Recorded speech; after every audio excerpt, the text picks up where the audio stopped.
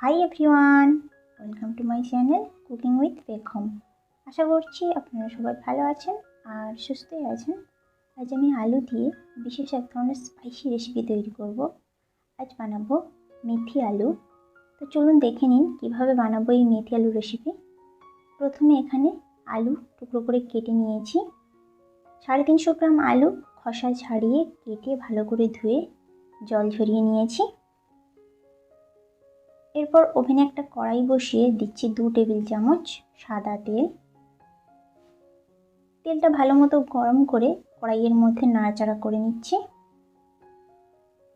এরপর ওই তেলের মধ্যে আলুগুলো এইভাবে দিয়ে দেব।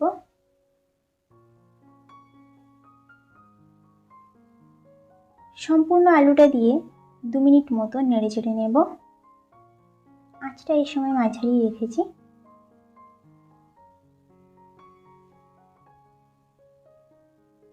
এর মধ্যে দিচ্ছি হাফ চা চামচ লবণ,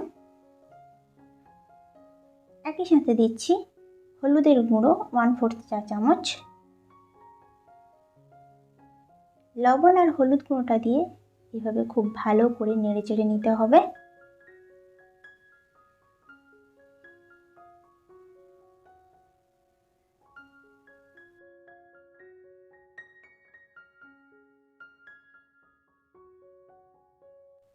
আলুটা খুব ভালো করে নাড়াচাড়া করে একদম ডিপ লালচে করে ভেজে নেব এবং আলুটা এখানে প্রায় একদম সেদ্ধ হয়ে যাবে এই ভাজার পর্যায়ে। দেখুন এভাবে ভেজে নিয়েছি। এরপর অন্য পাত্রে আলুগুলো তুলে নেব।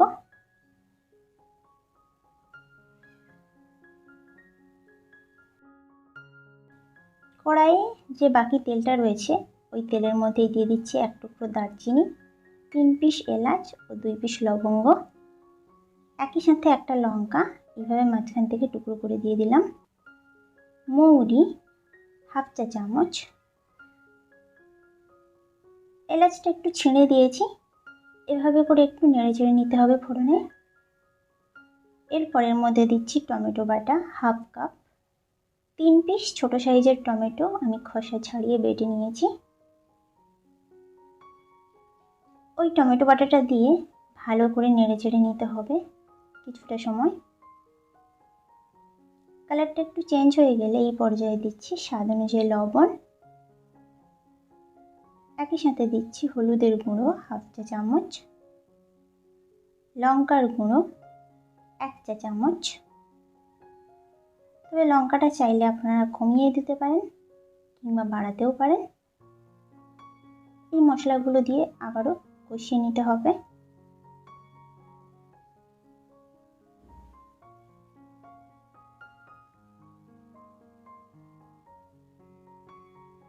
এরপর দিচ্ছি আদা বাটা হাফ চা চামচ।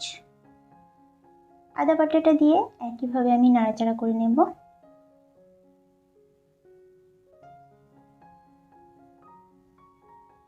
মশলাটা ধীরে ধীরে এইভাবে শুকনো হয়ে আসবে এবং তেল ছাড়বে।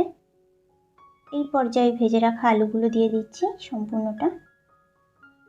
আলুটা দিয়ে ওই মশলার সাথে খুব ভালো করে 3 থেকে 4 মিনিট কষিয়ে নেব।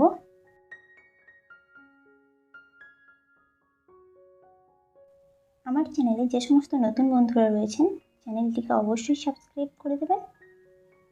এরপরে দিচ্ছি জল, 1.5 কাপ জল আমি এখানে দিলাম।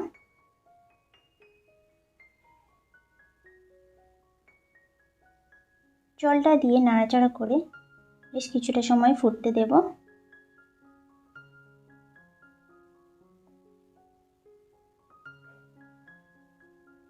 এর মধ্যে দিচ্ছি জিরে বাটা হাফ চা চামচ,